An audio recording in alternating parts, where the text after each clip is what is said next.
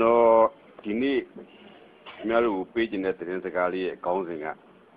Then she do me a good commuto, babulo, so the council fit. Then she do me a good commuto, babulo. General, Piatica, General block chide, no? General, the block so in so that Johnny will Jantarema, a new Bobia Taria. To the behavior can you get it? Heavy can you get them a solution? She luna below car, Boropemia apit, Bubiru a tata and nini, Biade, Biro Mudo Piatkin.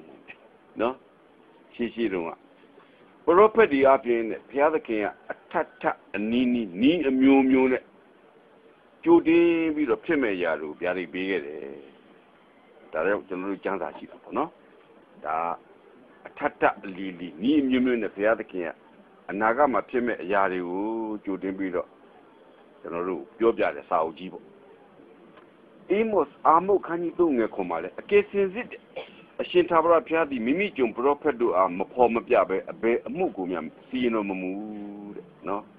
The other king, a property, Api, General Jubido, Mabio Tabernet, the Kugu, General Jubido, a deep beef, Matabernet. Beamamalu, Lojina.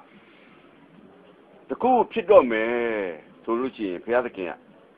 General Tube, Biore, Atata, and Nini, Biore, Biobiro, no,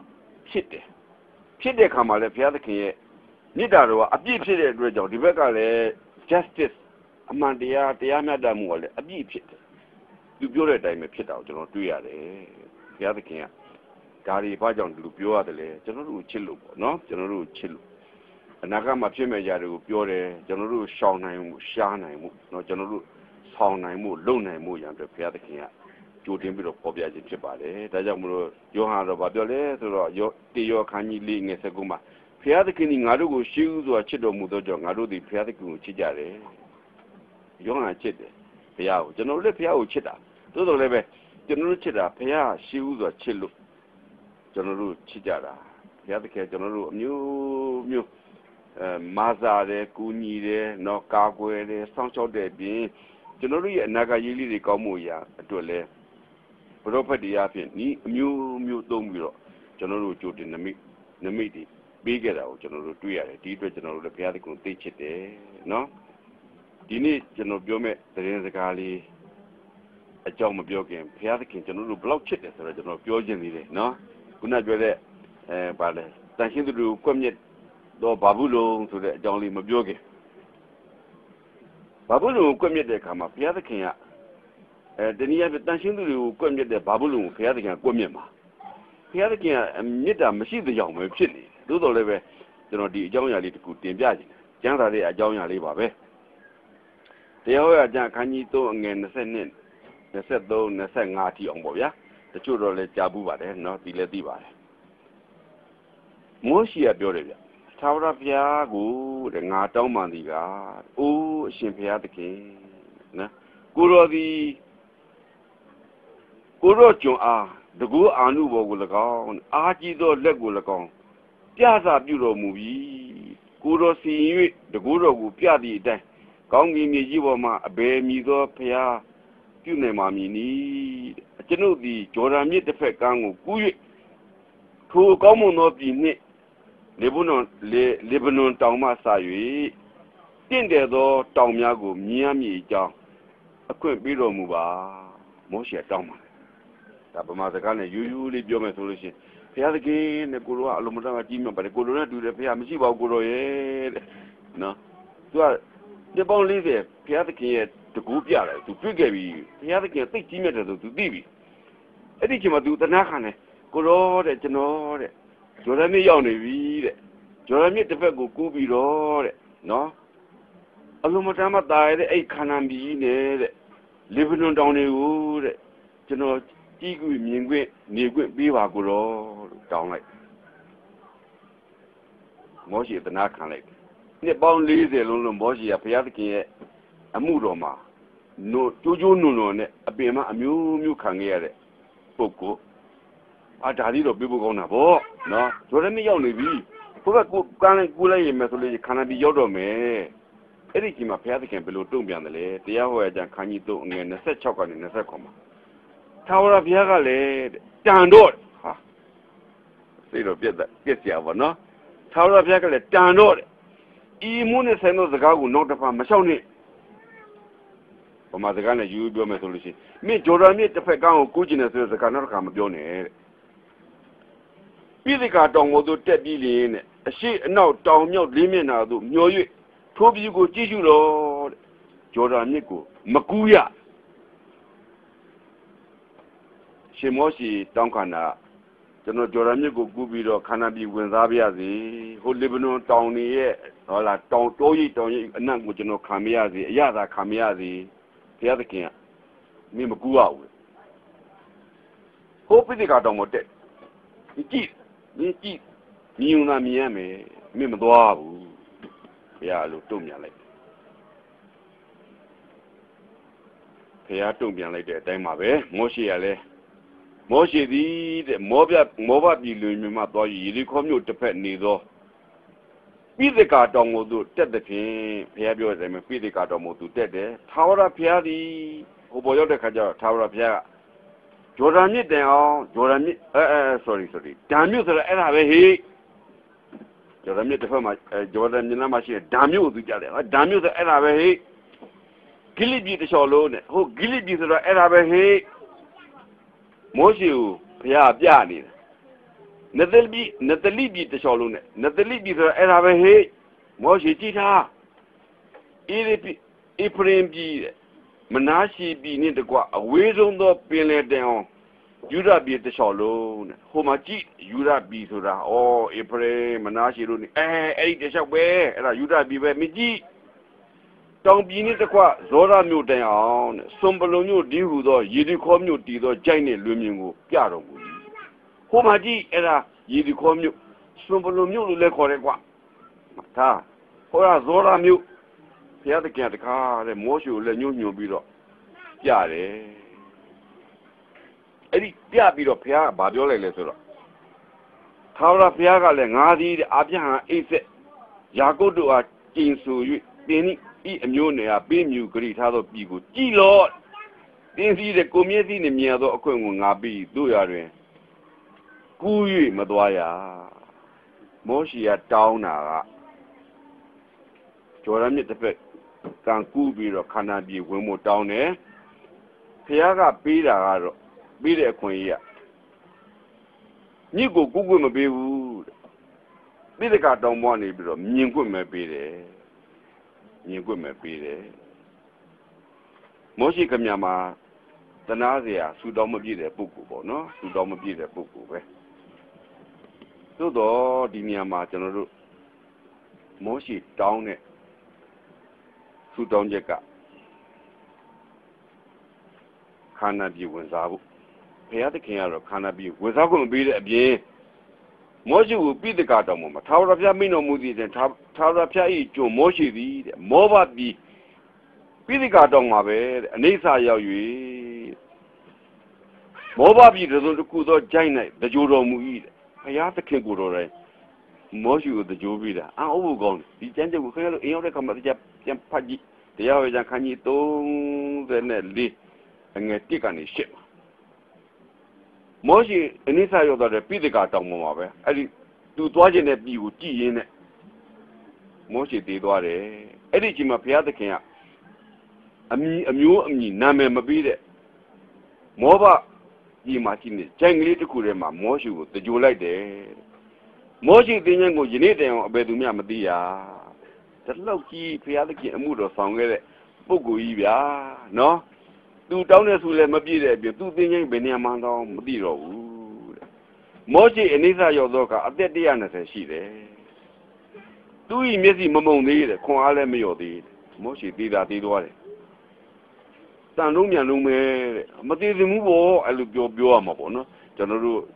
လူအပြောနေဆိုလို့ရှိရင်တော့မသေးသင့်ဘူးပေါ့ဂျော်ဒန်မြစ်ကူးတင်တာပေါ့ခန္ဓာပြီးဝင်စားခဲ့တာပေါ့ဒီလောက်ကြီးတော့မှာပဲအနစ်နာခံခဲ့တဲ့ပုဂ္ဂိုလ်သို့တော်လည်းပဲမောရှိကခန္ဓာပြီးဝင်စားခွင့်မရဘူးနော်ခန္ဓာပြီးဝင်စားပဲနဲ့ဂျော်ဒန်မြစ် တစ်ဖက်ကမှပဲတည်ကြရတယ်သူပညာလဲဒီဘယ်နေရာမှမသိဘူးဘယ်ချိန်မှလည်းမသိဘူးအမည်မသိတဲ့နေရာတစ်ခုမှာဘုရားသခင်ကိုယ်တော်နဲ့သူ့ကိုညှို့နှံလိုက်တယ်တန်တာမာကြီးအချိန်မှာဝင်းနေစရာလိုပဲနော်သို့တော်လည်းပဲမောရှိတောင်းခံခဲ့တာဂျော်ဒန်ပြည်တစ်ဖက်ကမှရှိတဲ့ခါနန်ပြည်ဘုရားကမပေးဘူးမြင်သာမြင်ခွင့်ပေးခဲ့တယ်အဲ့ဒီခါနန်ပြည်မှာတင်းကျိုင်းနေအများကြီးရှိတယ်အဲ့ဒီခါနန်ပြည်ဟာလူတည်တတ်တဲ့နေရာဖြစ်တယ်လူတွေနာတတ်တဲ့နေရာဖြစ်တယ်အိုတတ်တဲ့နေရာဖြစ်တယ်ဘုရားသခင်အဲ့ဒီနေရာကိုမောရှိမှာသိခွင့်မပေးခဲ့ဘူးသို့တော်လည်းပဲပြည့်စကားတော်ပေါ်မှာသိခွင့်ပေးပြီးတော့ဘုရားသခင်အဲ့လိုထားတာတရားရဲ့လားကျွန်တော်တို့မိကုန်ရှိတာပေါ့နော်တရားပါတယ်တဲ့တရားပါတယ်ဘုရားသခင်တရားတယ်ချစ်ချင်းမြတ်တဲ့ပြည်သူနဲ့ဒါကျွန်တော်ပြောမဟုတ်ဘူးကျမ်းစကားကျူဒဩဝါဒစာခန်းကြီး1အငယ်9မှာကြည့်တဲ့အခါကျတော့ကောင်းကင်တမန်မိခေလ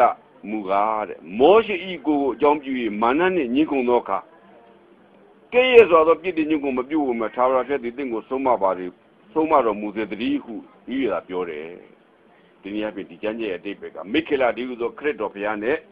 စာတမဏဟာတဲ့မောရှိရဲ့အလောင်းကိုလူကြတယ်ဘလူရသွားဒီကျမ်းထဲမှာမပါဘူးလူကြတယ်ဘလူရသွားတယ်ဘလူရသွားတယ်ဆိုရှင်မသက်ခရစ်ခန်းကြီး7ခွန်အငယ်1ကနေ3မှာကြည့်တဲ့အခါကျတော့6ရက်လုံးသောအခါယေရှုသည်ပေတရုယာကုပ်ညီယောဟန်တို့နှင့်ကိုခေါ်၍မြင့်စွာသောတောင်ပေါ်သို့စိတ်ွယ်ရာရပ်သို့ဆောင်သွားတော်မူ၏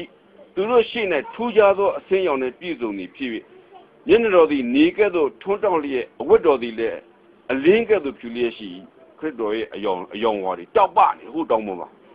မောရှိနှင့်အေလိယသည်ထင်ရှား၍ကိုတော်နှင့်အတူစကားပြောလျက်ရှိနေကြ၏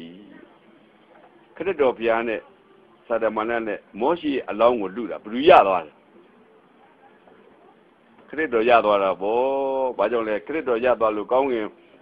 ခရစ်တော်ဘုရားကိုကောင်းကင်ကနေပြီးတော့အေလိယနဲ့အတူမောရှိဆင်းလာပြီးတော့အဲ့ဒီတောင်ပေါ်မှာခရစ်တော်ဘုရားနဲ့စကားပြောတယ်ဒီနေရာမှာဘုရားရဲ့မေတ္တာတော်ကတော်တော်ထင်ရှားတယ်မောရှိသွားကျင်တာကပေတတ်တဲ့ပင်ញံကုန်းနေရှိသေးတဲ့ဆေးရုံနေရှိသေးတဲ့ခန္ဓာပြည်ဒါဘလို့ဘုရားအဲ့ဒီနေရာမပို့ဘူးမောရှိကိုဘယ်နေရာမှာပို့လိုက်လဲပို့ခြင်းသေးခြင်းနာခြင်းမရှိတဲ့ကောင်းကင်ရွှေပြည်တော်ကိုပို့လိုက်တယ်ဒီအကြောင်းအရာလေးကျွန်တော်ကြည့်တဲ့အခါမှာတခါကျွန်တော်ဆူတော့မပြည့်ဘူးတို့ကျွန်တော်တောင်းတဲ့ဆူကတအားနည်းနေတယ်ဘုရားသခင်ရှိမှနောတအားကြနေတယ်နေတအားနှိမ့်လုံးတယ်ဘုရားပေးခြင်းနဲ့အဲ့လိုမကမောရှိရဲ့ဖြစ်တဲ့ကလေးကိုကြည့်တဲ့အခါမှာဘုရားရဲ့ချစ်ချင်းမြတ်တာနော်ဘုရားရဲ့တကယ်ကျွန်တော်တို့ပုံမှာထားတဲ့မြတ်တာတော့အလုံးမတမ်းမှကြီးမားတယ်ဆိုတော့ကျွန်တော်တွေ့ရပါတယ်အဲ့တော့ကျွန်တော်တို့ကိုအလုံးမတမ်းမှချစ်တဲ့ဘုရားနောက်ဆုံးခေတ်ကာလမှာအသက်ရှင်တဲ့ခင်ဗျားတို့ကျွန်တော်တို့အတွက်အလုံးမတမ်းမှအရေးကြီးတဲ့ပြီးစကားလေးတစ်ခုပြောထားတယ်ဒီနေ့ကျွန်တော်အဲ့ဒါပြောချင်တာနော်ခေါင်းစဉ်ကတော့ဗာလဲတန်ရှင်းသူတို့ကိုကွဲမြတ်သောဘာဘူးလို့ဒီကြောင်းလေးကိုကျွန်တော်တို့နားဆင်မှုရအတွက်အဖွင့်ကျမ်းပိုက်ကလေးတစ်ပုဒ်ကျွန်တော်ဖတ်မယ်ဗျာဒိတ်ကျမ်းခန်းကြီး14ငယ်8ဗျာဒိတ်ကျမ်း14ငယ်8ကောင်းကင်တမန်ကလည်းဘာဘူးလို့မျိုးကြီးပြိုလဲပြီးမိမိမတရားသောမိထွန်း၏အစိတ်တော်ဒီဟုသောတပည့်ကြီးကိုလူမျိုးပေါင်းတို့ကတိုက်လေပြီးတော့ဘာဘူးလို့မျိုးကြီးပြိုလဲပြီးအစိတ်တော်ဖြစ်တဲ့တပည့်ကြီးကိုတိုက်တဲ့ဘာဘူးလို့ကြီးပြိုလဲပြီးလို့ကောင်းကင်တမန်တပါအောနေတဲ့အချိန်မှာ16ငယ်4မှာဗျာဒိတ်ကျမ်းခန်းကြီး16ငယ်4မှာအခြားကောင်းကင်တမန်တပါကလည်းတဲ့ငါဤလူမျိုးတို့ခင်ဗျားတို့ကျွန်တော်တို့ပြောတာပေါ့နော်ငါဤလူမျိုးတို့သူဤအပြစ်ကိုဆက်ဆံခြင်းနဲ့၎င်းသူဤဘေးဒဏ်များကိုခံခြင်းနဲ့၎င်းကင်းလွတ်အပ်သောငါသူဤအထက်ကထွက်ကြလောသူဆိုတာဘာဘူးလုံပြောတာနော်ဘာဘူးလုံရဲ့အပြစ်တွေနဲ့မဆက်ဆံရဖို့ဘာဘူးလုံခါရတဲ့ဘေးဒဏ်တွေနဲ့ကျွန်တော်တို့ကင်းလွတ်ဖို့ရန်အတွက်တဲ့ဘာဘူးလုံနေရလေးပြီးထွက်လာပါဆိုပြီးပြောနေတယ်အဲ့တော့အဲ့ဒီဘာဘူးလုံဆိုတာဘယ်လိုလဲနော်ဘာဘူးလုံဆိုတာဘယ်လိုလဲကျွန်တော်ပြီးခဲ့တဲ့ပတ်တုန်းကနည်းနည်းလေးကျွန်တော်ပြောခဲ့ပြီနော်တစ်ချက်ပေါ့ဘာဘူးလုံဆိုတာယောမပါလို့ကျွန်တော်ပြောခဲ့ဘာကြောင့်လဲယောမပါလို့ကျွန်တော်ဘာကြောင့်ပြောရလဲဆိုတော့ယောမမြူကြီးတည်ထားတာတောင်ခွန်လုံးမှာတည်ထားတယ်နော်တောင်တွေလည်းကျွန်တော်ပြီးခဲ့ပြီအာဗင်တိုင်းတောင်စီလီယန်တောင်ကက်ပီတိုလိုင်းတောင်အက်စကွီလိုင်းတောင်ကပ်ပလိုင်းတောင် Quirinal town, Quirinal, Quirinale, Italy locale, Biminal town. He town Honoloma, Yoma Mu, that had a dredger. Babulu, Honoloma, there is a rock. Yoma Mu, Tuni there. Location, ya. Tadi, down to the comes on a minigule, that is Janema, Nepone dredger. Milk on the bow legend of Objective, Romulus, no, now be of Pompilius, no, but Tullus, Hostilius, no, now be of Encas, Macias, Mini, Yomago, Titonga, Mini, now be of Lucius, Pricus, Tarquinius, no, now be of Savius, Tullius, no, so Namacomeado, Lucius, Tarquinius, Subabas. The milk on the bar, Yoma Mugo take it, Don't on the Luma, Tajabolo, Don't on the Luma, Machine, so that Babulunga, Yoma, Websime, so that you know, pick it about one. To know, steady, Piagami. A good time you know, come at Babulu, Pure Cajalo, Pejanego, Adica, Junale, Garijan Cani Second, a Choma, 2 years. Babulu, ye, Judia, Can Lekana, Tanjinu, come yet. No, Pame. To me, my dear, dancing to a doy. Yeshu that they can do it a doing it. Yimuri will namine. To me, Mima to that. The Majada at dinner of yours. Eddie, a dinner hard. No, a dinner hard. Dancing to a doy. Yeshu that they can do a doy. Yimuri. Ah, Eddie, a doy thought. Tadu Biore. Dancing to a doy. Yeshu that they can do it. Pretty letter. Yeshu that they can throw a shin. Dancing to Biore, they machine. Locama dancing to the Shidula. A goon of Jidari, Ninja to Kushi. Dancing to the blue Biogena. Canaru Biogena. Pajona, dancing the chassis. Tibi can you do? And I take any choma. To the Tibi can you do? And Ngama. Pia the king will go out you dancing on Maymaru. Amuse the media to join it, Biduga. Pia the king will go out you dancing on Mayma. Any amuse the media, Pia the king will go out you dancing on Maymari Pitter. The Niaje dancing to Biore Kama, Pia the king will go out Lulu, Biora. Yajapi, Mayma Pipi, Pia the king will yonji go out Luria, dancing to Mialu. You know at the Manoria, a look over Gaya. Nibi can you dig a go Nesedema? Anakadi the Gadi Lulu at the Pubudim. Hope, Pia the king dancing to Rudi, dancing no winning or eat I don't know Mujingo can you hobore. Pia the king dancing no do the brutally. Pia the king Amuros on the Ludi. Pia the king kind of loaded Ludi Bobby. Pia the king and able of Jari Billy, the solution, Jari, the Bob Ludi. Pia the king, a man will not come to Pia the king kind of the Lude Ludi. Dancing to Lulu. Adi Kojang will never can you take a Saguani, and I said them at 2 years. Bobby Shinaro, Yazawin, Saduta Sazon, can you Leah to look about it, not Leah can you in a guma.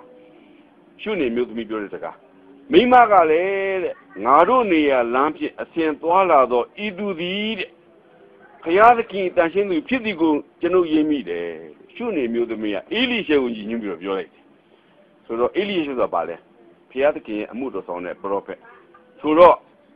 Piatki, Yonji go that a little attention to the Tibia, Biodalo,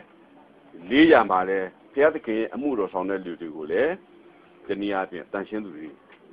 Dancing to the Biora, Topic can tell it, a bit melodic little Biora movement, Piatki, Yonelu, Piatki, kind of loaded Ludi, a Gunadua. Gunarunga Ubusabi, Poyale, Piatki kind of look Bobby, no, even where they look Bobby. A Kalini lay Piatki kind of them at the Majanda or Yupa the Reservoir, Bobby. A Golum, any Bogori, a Golunga, Yongi Mugu, Chicambiro, Piatki kind of the Ludelu, Golungo, the Jantia de Ya, dancing to look puzzle Jim Shabare. So, Lord, Dima, dancing to you, dancing to the Abu, the Musamia, Yemule. So Debia, Piatki go to get Yonji goes at it. Ludi, a do do a dego. The museum at all. Jade to the David, which another. ဒီမှာတွေ့ရပါတယ်နော်တွေ့ရပါတယ်အဲ့တော့တန်ရှင်းသူတွေကိုဘယ်အမျိုးသမီးကနော်အသွေးတွေတွန်းခဲ့တယ်လဲဘလောက်နှိမ့်ဆက်ခဲ့တယ်လဲဆိုတော့ကျွန်တော်တို့တမန်ကိုဖွင့်ရှာကြည့်အောင်အခုကျွန်တော်ပြောတဲ့ဟာဒီခင်ဗျားတို့ကြည့်မှတ်လို့မရဘူးဆိုလို့ရှိရင်ကျွန်တော်အခွေလေးထုတ်ပြီးတော့ညီစုမဆိုကူးကွန်ပေးမှာမပူနဲ့နော်သို့တော့ဒီကျွန်တော်ပြောတဲ့ဒီ reference တွေကကျွန်တော်တာဝန်ယူတယ်ဒီစာအုပ်တွေကကဘာလည်းလက်ခံထားတဲ့စာအုပ်တွေဖြစ်တယ်ခင်ဗျားတို့အကယ်၍ internet အားပါရှိရင်လည်းခင်ဗျားတို့ကွန်ပျူတာတွေမှာကျွန်တော်ပြောတဲ့အရာတွေခင်ဗျာရှားကြည့်ခင်ဗျားတို့တွေ့လိမ့်မယ်ဒါကဘာလုံးကလက်ခံတဲ့စာအုပ်လည်းရှိတယ် internet မှာလည်းတင်ထားတဲ့သမိုင်းအထောက်အထားတွေဖြစ်ပါတယ်ဒီသမိုင်းအထောက်အထားတွေကိုကျွန်တော်တို့ဖွင့်ကြည့်တဲ့အခါကျတော့တန်ရှင်းသူဆိုတဲ့ဘုရားသခင်ကိုယုံကြည်ကိုးစားတဲ့လူတွေကိုအသွေးသွင်းခဲ့တဲ့လူကဘယ်လိုလဲဆိုတော့ခင်ဗျားတို့ပေါ်လိမ့်ကျွန်တော်လောလောဆယ်ကောင်းလို့ထားတာ24ချက်ရှိတယ်သို့ဆိုလည်းကျွန်တော်အချိန်ပေါ်မှာမူတည်ပြီးတော့ကျွန်တော်ဖြတ်လိုက်နော်24ချက်ရှိတယ်အများကြီးရှိတယ်ဆိုတော့ကျွန်တော်24ချက်ကျွန်တော်ဆွဲထားတယ်နံပါတ်1ကဘယ်မှာတွေ့ရလဲဆိုတော့rise and influence of the spirit of rationalism in Europe ဆိုစာအုပ်နော် rise and influence of the spirit of rationalism in Europe ဆိုစာအုပ်စာမျက်နှာ30မှာလက်ကီဆိုတဲ့သမိုင်းပညာရှင်ရေးထားတယ်ဒီသမိုင်းပညာရှင်စနေသေးမဟုတ်ဘူးသူကသမိုင်းပညာရှင်တကယ်ကဘာကအတိမပြည့်တဲ့သမိုင်းပညာရှင်တယောက်သို့သောခရစ်ယာန်တယောက်ပဲသူဘာရေးထားတယ်ဆိုတော့စာမျက်နှာ30မှာကျွန်တော်အင်္ဂလိပ်လိုမဖတ်တော့ဘူးဗမာလိုပဲတက်ရိုက်ပြန်လိုက်တော့မယ်နော်လက်ရှိလူသားများအတွင်းတဲ့အပြစ်မဲ့သောသူများကိုတပ်ဖြတ်ရာတွင်ယောမသည်တဲ့အခြားအဖွဲ့အစည်းများအတွက်သာလွန်သည်ဆိုသည့်အချက်ကိုတဲ့သမိုင်းကိုသိထားသည့်မြည်သည့် protestant ကမှညင်းဆိုကြလိမ့်မည်မဟုတ်ချေအပြစ်မဲ့တဲ့လူတွေကိုတတ်တဲ့အခါမှာတော့ယောမအထိတ်ပဲယောမတဲ့သားတဲ့လူတယောက်မှမရှိဘူးဒါကိုသမိုင်းနည်းနည်းပါးပါးလေ့လာတဲ့လူတွေတိုင်းဟာမငြင်းဘူးဆိုပြီးတော့သူကအဲ့လိုပြောတယ်ဒါကတော့သူကတော့ခြုံပြောလိုက်တာပေါ့နော်နံပါတ်2ကျွန်တော်ကြည့်နံပါတ်2ကဘယ်မှာတွေ့ရလဲဆိုတော့ Western Watchman ဆိုတဲ့စာဆောင်နော်အဲ့ဒီစာဆောင်ထဲမှာရေးထားတယ်1912ခုနှစ်နိုဝင်ဘာလ21ရက်နေ့မှာထုတ်တဲ့စာဆောင်အဲ့ဒီစာဆောင်မှာဘယ်လိုရေးထားလဲဆိုတော့ပြင်သစ်ပြည်ရှိတဲ့ Protestant 9000ကိုတဲ့ဂျေဆုများဤဖိအားပေးမှုကြောင့်တဲ့1529ခုနှစ်ဩဂုတ်လ24ရက်နေ့မတိုင်မီ2လအတွင်းကွက်မြက်တုတ်တင်ခဲ့သည်ထိုသတင်းကိုကြားရသောပုရဟန်းမင်းကြီးသည်ဝမ်းသာပီတိဖြစ်ခဲ့သည်ဟု Western Watchman စာအုပ်နိုဝင်ဘာလ21ရက်1912ခုထုတ်စာတော်ထဲမှာရေးထားတာကိုကျွန်တော်တို့တွေ့ရတယ်အဲ့ဒါလေးကျွန်တော်ဘာသာပြန်တာမှားကောင်းမှားလိမ့်မယ်ကျွန်တော်နည်းနည်းလေးကျွန်တော်ဖတ်ပြမယ်အင်္ဂလိပ်လို On August 24th 1527 the Catholics in France by pre-arranged plan under Jesuit influence murdered 70,000 Protestants within the space of 2 months. The Pope rejoiced when he heard the news of successful outcome. Watch Western Watchman, November 21, 1912. တွေ့ရ Jesus ဆိုတာခင်ဗျားတို့ G-E-S-U-I-D Jesus ဆိုတဲ့ဥစ္စာခင်ဗျားတို့နည်းနည်းဒီဝါဒကိုနည်းနည်းလေးအစိမ်းကောင်းစိမ်းလိမ့်မယ် Jesus ဆိုတာတခြားပုဂ္ဂိုလ်တွေပြောတာမဟုတ်ဘူးတဲ့နော်အဲ့ဒီပုဂ္ဂိုလ်တွေဘာသာရေးအဖွဲ့အစည်းတွေကလူပြိုအဖွဲ့သူတို့အဲ့ဒီအဖွဲ့တွေဝင်တဲ့လူတွေကမိမယူလို့မရဘူးသူတို့နာမည်ဘယ်လိုပေးထားလဲဆိုတော့ God Marines လို့ပေးထားတယ် Marine တက်ဆိုတာသိတယ်မလားအမေရိကန်ပြည် Marine တက်ဆိုတာဒါကလက်သံပြောင်းတယ် God Marine လို့သူတို့ပေးထားတယ်လူပြိုတွေကြီးပဲစုထားတဲ့အဖွဲ့အဲ့ဒီဖို့ Jesus ခေါ်တယ်ဒီပုဂ္ဂိုလ်တွေကနော်သူတို့နဲ့ယုံကြည်ခြင်းမတူတဲ့လူတွေဆိုလို့ရှိရင်ပြတ်သားပြောင်တင်းတုတ်တင်ကွက်ပြန့်တတ်တဲ့ပုဂ္ဂိုလ်တွေဖြစ်တယ်ဆိုတော့တမိုင်းမှာကျွန်တော်တို့ဆက်ဖတ်တော့တဲ့အခါမှာအများကြီးမှာကျွန်တော်တို့တွေ့ရပါတယ်ပြောချင်တာကတော့နှစ်ချက်ရှိပြီတော့ကျွန်တော်တင်ပြခဲ့တာနောက်တစ်ချက်ကတော့ဘယ်မှာတွေ့ရလဲဆိုတော့စာအုပ်နာမည်ကစာအုပ်ရေးတဲ့လူက Thompson နော်ရေးတဲ့လူက Thompson စာအုပ်နာမည်တော့ The Papacy and the Civil Power ဆိုတဲ့စာအုပ်ထဲမှာတွေ့ရတယ် နော်စောက်ထဲမှာဘယ်လိုတွေ့ရလဲဆိုတော့ကျွန်တော်ဖတ်ပြမယ်ဘုဒ္ဓဝါကြိုင်ဝမ်ဘုရားတော်ပြင်သစ်မှာရှိတယ်ဘုဒ္ဓဝါကြိုင်ဝမ်တွင်တဲ့မာတုရပေခြင်းနဲ့ကင်းလို့သည့်ရွာဟူ၍တရွာမှမရှိပါအဲ့ဒီဘုဒ္ဓဝါကြိုင်ဝမ်ထဲမှာဆိုလို့ရှိရင်ပြင်မြင်ကြီးဟိုပါပေါ့ညီပြန်ကြီးဆိုတော့ရွာတွေတဲထားတာပေါ့နော်ရွာတွေအများကြီးတဲထားတယ်အဲ့ဒီရွာတွေထဲမှာတဲ့မာတုရပေခြင်းနဲ့ကင်းလို့တဲ့ရွာဆိုတာတရွာမှမရှိဘူးတဲ့ဝါဒန်စီများအားမိရှုအသက်ခံဝါဒန်စီများသည်မိရှုအသက်ခံကြရသည်တဲ့မိခင်နှင့်ကလေးငယ်များအပါအဝင်လူကြီးလူငယ်များစွာတို့သည်ညစ်ပတ်ပေးနေသည့်အချုပ်ခန်းများဆိုင်မှုများတွင်ပေပွဲဝင်ကြရသည်တဲ့တချို့မှာတဲ့ဆောင်းရာသီနှင်းထူးထူးအချိန်တွင်ဖနှက်မပါကိုဗလာနှင့်နေနေနံခံကြရသည်တဲ့သူတို့၏အိမ်ယာများကိုအသိခံကြရသည်တဲ့ယုံကြည်မှုမှားယွင်းသူများဟုအဆွဆွဲခံရသောထိုသူများသည်တဲ့ကတ်တိုင်အတင်ခံကြရသည်ကျိတ်ဆုံများတွင်ဆွဲခြင်းခံကြရသည်အသက်ရှင်လျက်မိရှုအသက်ခံခြင်းခံရတယ်အသင်းတော်အတွဲတဲ့၎င်းတို့၏ပစ္စည်းများကိုအသိခံကြရသည်ဆိုရေးထားတယ်ယုံကြည်ခြင်းကြောင့်နော်အသက်ခံခဲ့ရတဲ့ပုဂ္ဂိုလ်တတ်တဲ့ပုဂ္ဂိုလ်ကတော့ယောမအဲ့ဒီတော့ယောမအခုယောမပြောချင်တာမဟုတ်နော်အဲ့ဒီတော့ယောမတော်တော်ကျမ်းတယ်အထူးသဖြင့် dark ages ခေါ်တဲ့15 16 17 18အဲ့ဒီယာစုနှစ်မှာဆိုလို့ရှိရင်အကြီးအကျယ်သူနဲ့ယုံကြည်ခြင်းမတူတဲ့လူတွေကိုတတ်ခဲ့တယ်ဆိုတော့အဲ့ဒီယောမနဲ့ဘာဘူးလုံးနဲ့ရနော်တန်ရှင်းသူတွေကိုကွက်မြက်တယ်ဆိုတဲ့နေရာမှာတူးနေတာကိုကျွန်တော်တို့တွေ့ရတယ်နောက်တစ်ခုကြည့်အောင်နောက်တစ်ခုကတော့ဒေါက်တာဂျီဂျီကော့တန်ဆိုတဲ့ပုဂ္ဂိုလ်ကြီးတယ်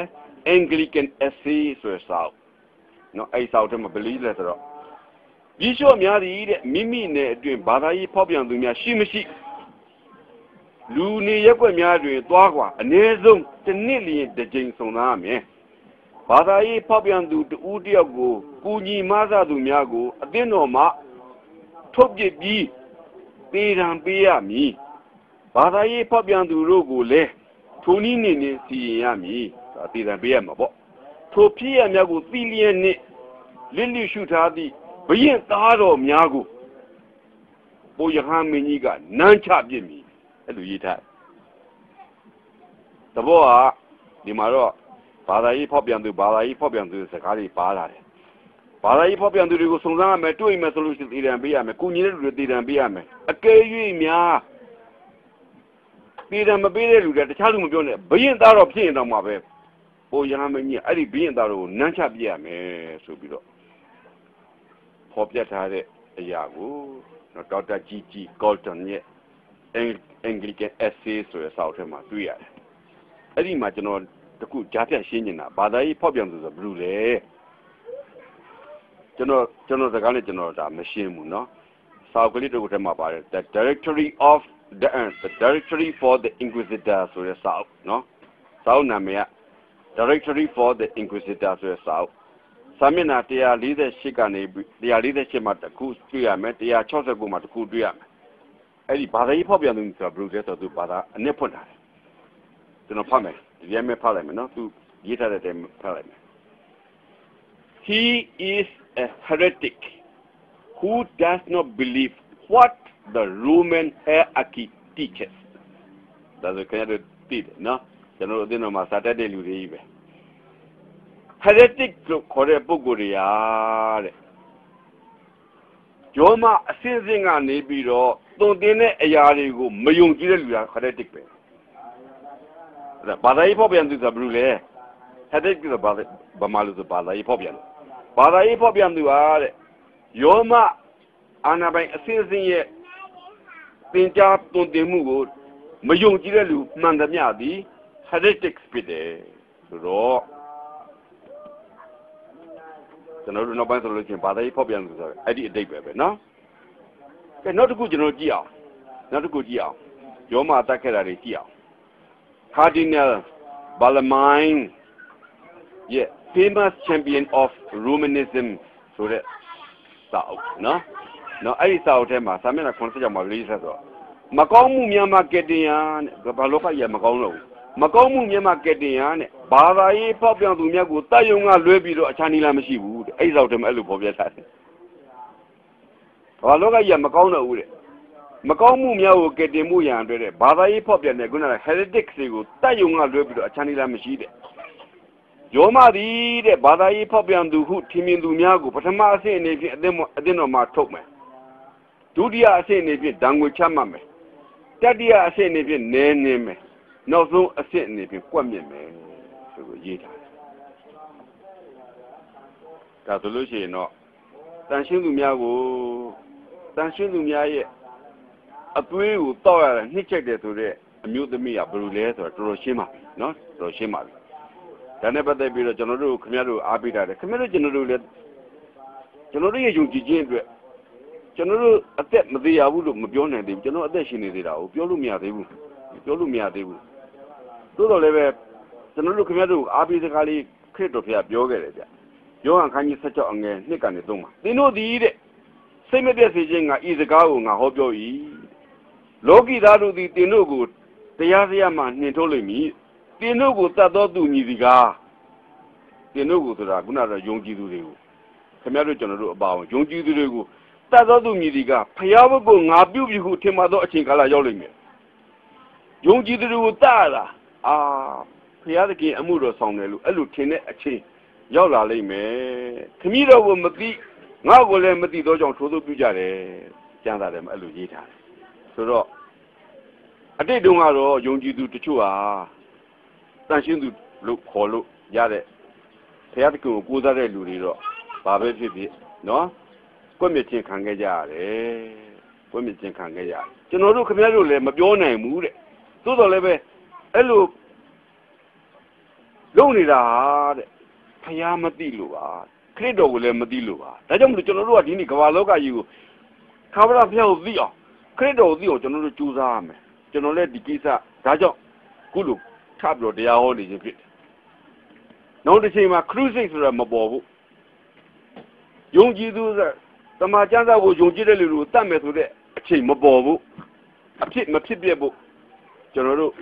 cover up your Dio, no? Credo of your Dio, General. General Abi are you few me? A gay Elumati was original, not the Sineta Oma, Camaro generally attack Hanya Oma,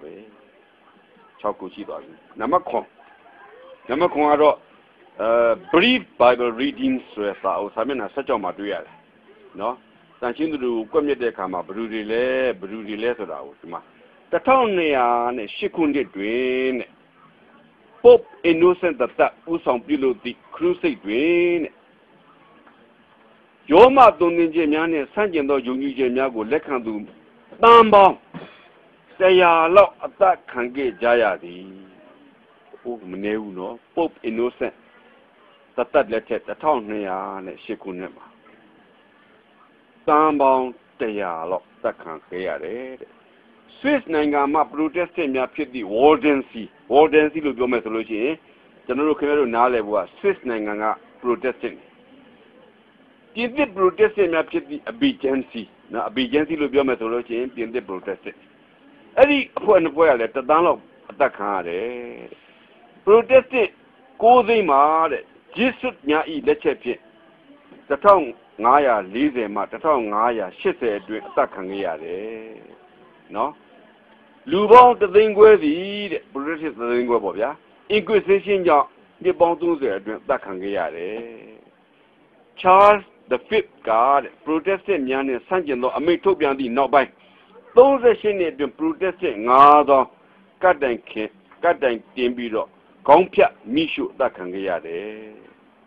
Duke of Alva, Sima Ocho Gala, Nani, doing rain. Protesting the long shit on that can get the brief Bible reading so as Samina such on my yard. The war of protested so that the Majans are dying like the Poguri. Don't you know, Lila Dushida, Tang Azejo, Chosebe. Good thank you, no she. So, then usually do Danny check the Ginet there, Taldona, check this with them, mute me at dinner. Those who general Bobavi, no? ဒါ9ချက်ပဲရှိသေးတယ်10ချက်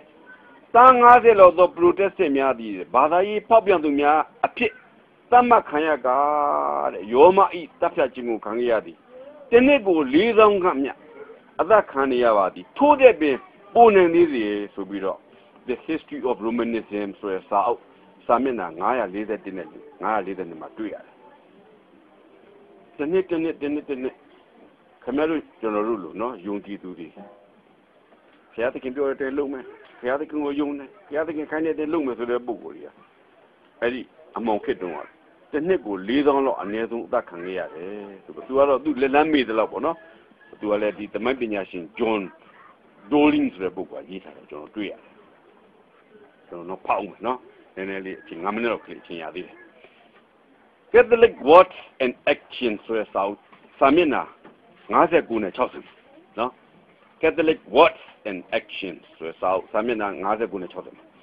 1949ခုနှစ်သိမကြသေးဘူးနော်ကျွန်တော်တို့မွေးပြီးကျွန်တော်လူဖြစ်ပြီး1949ခုနှစ်မှာ1953ခုနှစ်အတွင်းတဲ့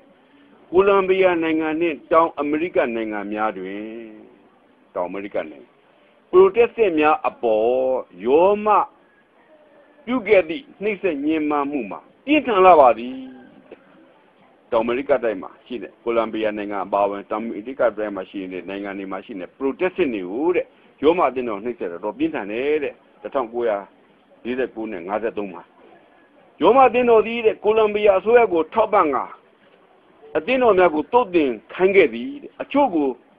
ပြစ်တက်ခဲ့သည်တဲ့ကိုလံဘီယာအတင်းတော်ကယောမရဲ့ထောက်ပံ့ခြင်းရပြီးတော့တဲ့အတင်းတော်တွေကိုတုတ်တင်ခဲ့တယ်တဲ့အချို့ကိုပြစ်တက်တယ်တဲ့အချို့ကိုရည်နှစ်တက်တယ်တဲ့အသက်ခံရသူပေါင်းတဲ့6000နဲ့ပတ်သက်သည့်အထောက်အထားများရှိတယ်Pope Pius စနစ်ကတဲ့ကိုလံဘီယာသမ္မတကိုတဲ့ထိုအသင်းတော်ကြီးအမြင့်ဆုံးသောဆုပေးအပ်ချီးမြှင့်ခဲ့တယ်။ဘာကြောင့်လဲဆိုတော့နော် protestant တွေကို6000လောက်ကိုတတ်ပေးခဲ့တဲ့အတွက်ကြောင့်အဲ့ဒီအသင်းတော်ရဲ့အမြင့်ဆုံးသောဆုကိုချီးမြှင့်ခဲ့တယ်။သို့တော်လည်းပဲအခုခေတ်ယောမအသင်းတော်ကတော့အရင်ခေတ်တုန်းကအသင်းတော်မျိုးမဟုတ်တော့ဘူးကျွန်တော်လွန်ခဲ့တဲ့နှစ်ပတ်လောက်တုန်းကကျွန်တော် TV ကြီးနဲ့ဗာကြားလဲဆိုတော့ခုတက်လာတဲ့ Pope Francis ကဗာပြောလဲဆိုတော့လူမျိုးတစ်မျိုးနဲ့တစ်မျိုးဘာသာတစ်ခုနဲ့တစ်ခုခွဲခြားခြင်းမရှိပဲနဲ့တဲ့လူပေါင်းဟာဆိုလို့ရှိရင်တကဘာကြီးမှာငြိမ်းငြိမ်းချမ်းချမ်းနဲ့အတူရှင်တဲ့နေထိုင်ရမယ်တော်တော်ကွာဟိုအရင်ခေတ်တုန်းကယောမနဲ့အခုယောမနဲ့တော်တော်ကွာအဲဒါကြောင့်မို့လို့အခုကျွန်တော်တက်တည်ပြုနေတာဒီ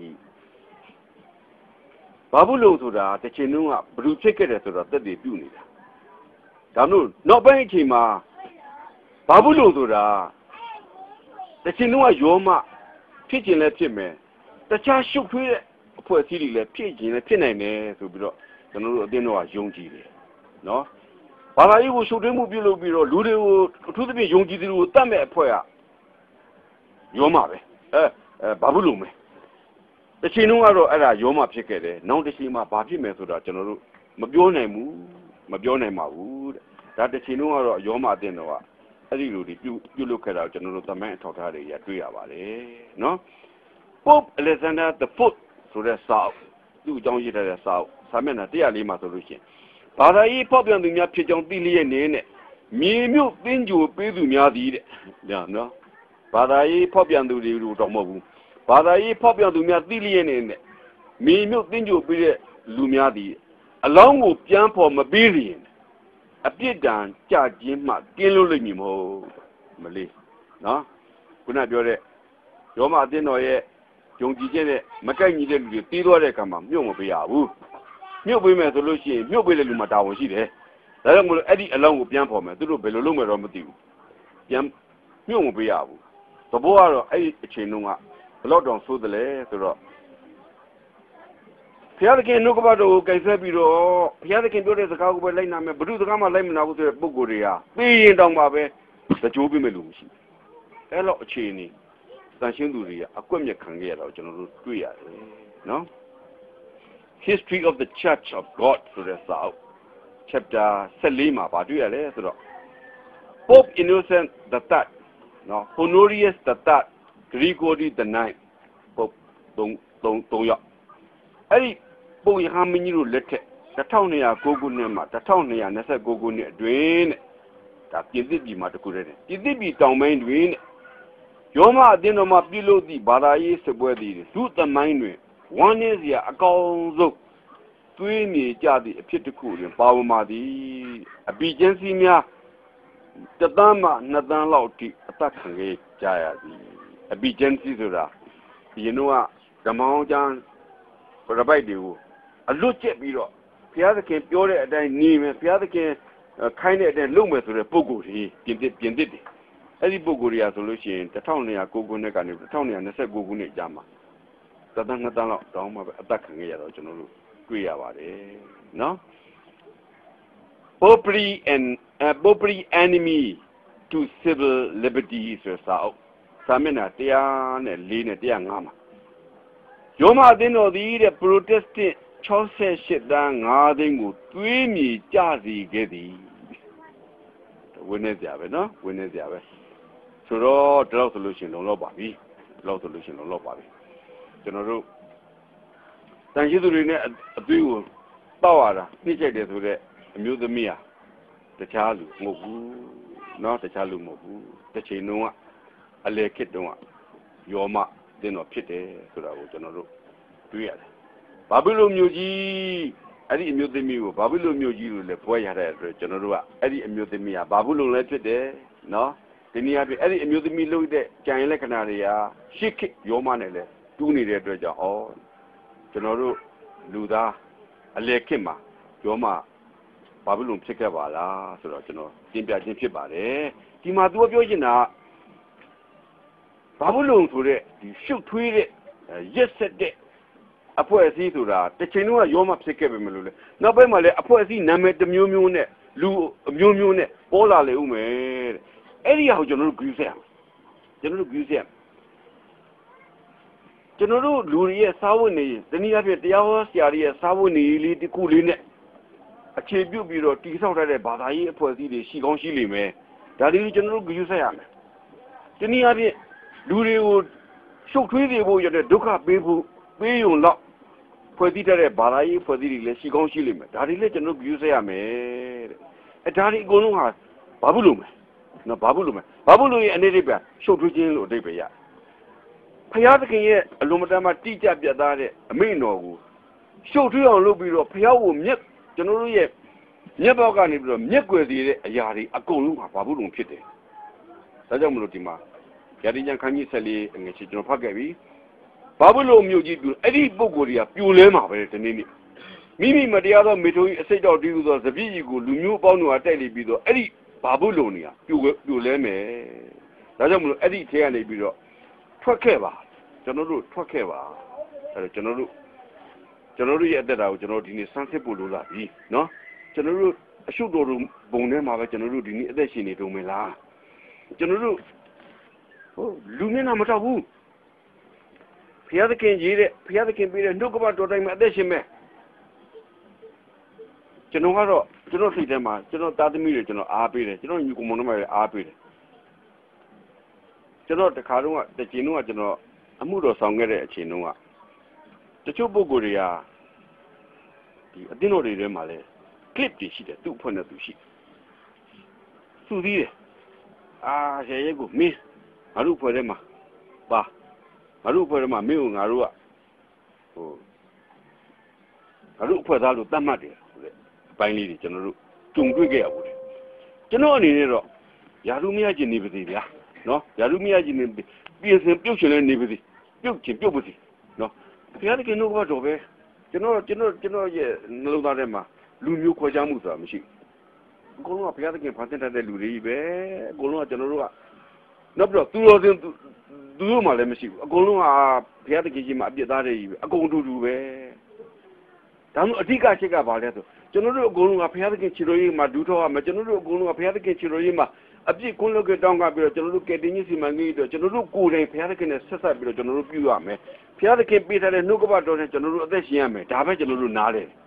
ဆိုတော့ကျွန်တော်တို့ကအဲ့လိုအသက်တာမျိုးဒီနေ့ရှိနေသလားရှုံနေတဲ့အဖို့အစည်းတွေမှာပဲကျွန်တော်တို့ရှိတော့မလားတချို့ကဘာဘူးလို့ဆိုတာယေရုရှလင်တချို့ကဘာဘူးလို့ဆိုတာကျွန်တော်တို့အတင်းတော်ရဲ့ general conference အမျိုးမျိုးအတိတ်ပဲဖွင့်ကြတယ်ဒါတော့ကျွန်တော်တို့တခြားတော့မသိဘူးသူကတမဲအထောက်ထားရတော့ဘာဘူးလို့ပြောတဲ့ခါမှာခုနပြောတဲ့ဘာဘူးရဲ့ကြံရင်လက္ခဏာတွေကယောမနဲ့ကိုက်နေတယ်ရှေးခေတ်ယောမနဲ့ကိုက်နေအဲ့တော့ရှေးခေတ်ယောမမျိုးနောက်ကျွန်တော်တို့ခေတ်မှာပေါ်လာပြီးတော့နော်အကယ်၍များကျွန်တော်တို့ခင်ဗျားတို့နှုတ်ကပတ်တော်တိုင်းလိုက်တဲ့အတွက်ကြောင့်ကျွန်တော်တို့တတ်မယ်ဆိုလို့ရှိရင်ကျွန်တော်တို့ဘယ်လိုလုပ်ကြမလဲနော်ကျွန်တော်တို့ဘယ်လိုလုပ်ကြမလဲခရစ်တော်ဘုရားအားပေးထားတယ်အဲ့ဒီပုဂ္ဂိုလ်တွေကဘုရားမသိတရားမသိလို့ခရစ်တော်မသိလို့လုပ်တာတဲ့သူ့အတွက်အသေးခံတဲ့လူကအသက်တွေ့မယ်နော်သူ့အတွက်အနစ်နာခံတဲ့လူကအစတရားသောအကျိုးကိုပေးမယ်လို့ခရစ်တော်ဘုရားဂရုတော်ပေးထားတယ်ဒါကြောင့်ကျွန်တော်အနေနဲ့ဒီဘာဘူးလိုကြောင့်တက်တည်ခံရင်းနဲ့ခင်ဗျားတို့မြစ်တာစကားပြောချင်တာကတော့ကျွန်တော်တို့ဘယ်တော့သိမှမသိနော်ခရစ်တော်ဘုရားဘယ်တော့ကြွလာမှမသိခရစ်တော်ဘုရားကြွလာတဲ့အချိန်ကဂရုနဲ့တကားပိတ်တဲ့အချိန်ပဲကျွန်တော်တို့သိတဲ့အချိန်လည်းကျွန်တော်တို့ဂရုနဲ့တကားပိတ်တဲ့အချိန်ပဲအဲ့ဒီဂရုနဲ့တကားလေးမပိတ်ခင်မှာကျွန်တော်အသက်တာဘလူဒီဘာမှဘာဒီပြောကျွန်တော်အသက်တာဘုရားနဲ့ကျွန်တော်နဲ့ဆက်ကြမှာဘလောက်ရင်းနှီးနေသလဲအားနေဇဲပဲအားနေလျက်ပဲခရစ်တော်နောက်ကိုကျွန်တော်ဘလောက်လိုက်နေသလဲခရစ်တော်စကားကိုကျွန်တော်ဘလောက်နားထောင်နေသလဲဆိုတာကိုပြန်လည်ဆန်းစစ်ပြီးတော့လူအတိုင်းဝိုင်းဟုတ်လားအသင်းတော်အတိုင်းဝိုင်းကိုအားကိုးခြင်းမပြုဘဲနဲ့ကျွန်တော်ဥပ္ပစာပြင်မှာလေးလာခဲ့တယ်။အေဖရင်ဟာဖျားကိုအားမကိုးဘဲနဲ့အနိနာမှာရှိနေတဲ့အင်အားကြီးနိုင်ငံတွေကိုအားကိုးမိတဲ့အတွက်ကြောင့်ဒုက္ခရောက်ခဲ့တယ်။ကျွန်တော်တို့လည်းဒီနေ့ဒုက္ခတွေပဲကျွန်တော်တို့အခက်အခဲတွေအမျိုးမျိုးရေဆိုင်တဲ့ဒုက္ခတွေဖြစ်တယ်။သို့တော်လည်းပဲကျွန်တော်တို့မှာဘေးအန္တရာယ်တွေအများကြီးရှိတော်လည်းပဲကျွန်တော်တို့ဒီနေ့ဖျားကိုပဲအားကိုးရမယ်။ဒုက္ခပတ်တော်ကိုပဲကျွန်တော်တို့အခြေပြုပြီးတော့အသက်တာကိုတည်ထောင်ရမယ်။အကယ်၍များနှုတ်ကပတ်တော်နဲ့ဆန့်ကျင်တဲ့အင်အားကြီးအသင်းတော်တစ်ခုနောက်ကိုကျွန်တော်တို့လိုက်မိပြီဆိုလို့ရှိရင်ကျွန်တော်တို့ကဘာဖို့လုံထဲမှာရောက်သွားပြီဆိုတော့ကျွန်တော်တို့သတိရတော့နော်လာမယ့်ပတ်မှာတော့အဲ့ဒီဘာဖို့လုံကတိုက်ကျွေးတဲ့ဝိညာဉ်သေးသေးတွေအကြောင်းကိုကျွန်တော်ပြောပြမှာဖြစ်ပါတယ်လာမယ့်ပတ်မှာအဲ့ဒါကြောင့်မလို့အကယ်၍များနော်အခွင့်အခါတင်ခဲ့မယ်ဆိုလို့ရှိရင်ဘာဖို့လုံကတိုက်တဲ့ဒီအစိတ်အတော့ဖြစ်စေတဲ့သတိတနည်းအားဖြင့်တုံသင်းချက်တွေကဘာလဲဆိုတာကိုဒါရောက်နားထောင်ကြဖို့ရန်အတွက်ဖိမနကပြုရင်းနဲ့ညီကုန်းချုပ်ပါတယ်အားလုံးပေါ်မှာကြော်ရသောဘုရားသခင်ကောင်းကြီးမွန်များသွန်လောင်းကြရပါစေလို့ကျွန်တော်ဆုတောင်းမေတ္တာပို့တာပါတယ်